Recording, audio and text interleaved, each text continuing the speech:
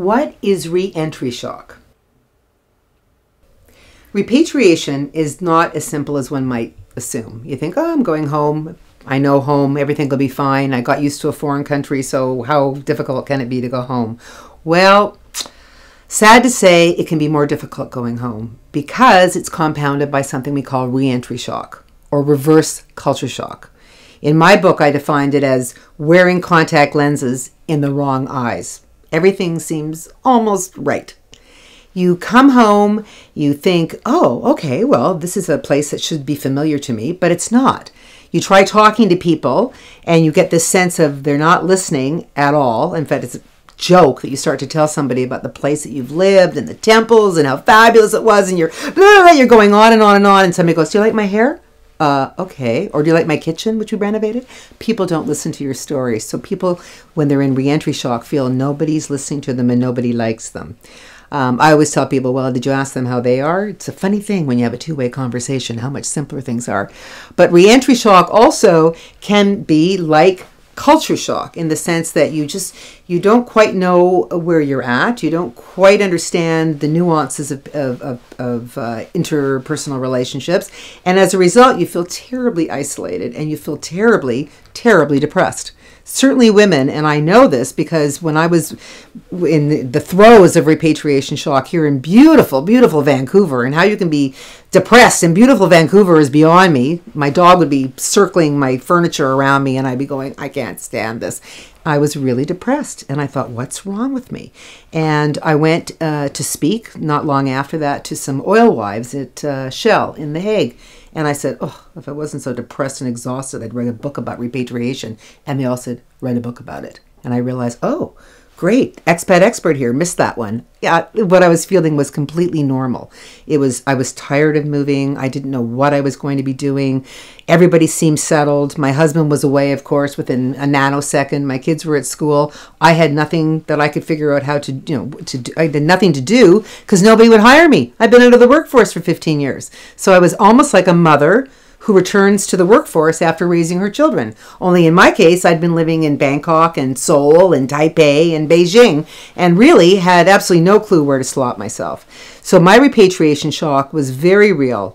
And I know for so many other women who've told me, oh, I should have read your book when I first got home. I said, you really should have, because it's very much like grieving. You're grieving the loss of a life. It doesn't mean that the new life that you create for yourself isn't going to be a marvelous life. But you are, in the first instance, grieving, very similarly. You're almost pulling down the shades and going, I don't want to talk to anybody.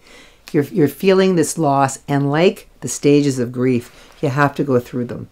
A lot of people, you're angry, I didn't want to move home, or you're resentful, or you're shocked, the move came as a shock. A lot of women end up in denial. I'm fine, really, I'm just fine. I mean, the smartest thing I could have done was gone and got a prescription for Prozac or something, and I would have been just fine. Instead, no, I'm fine, I'll get over this is no problem, and I did.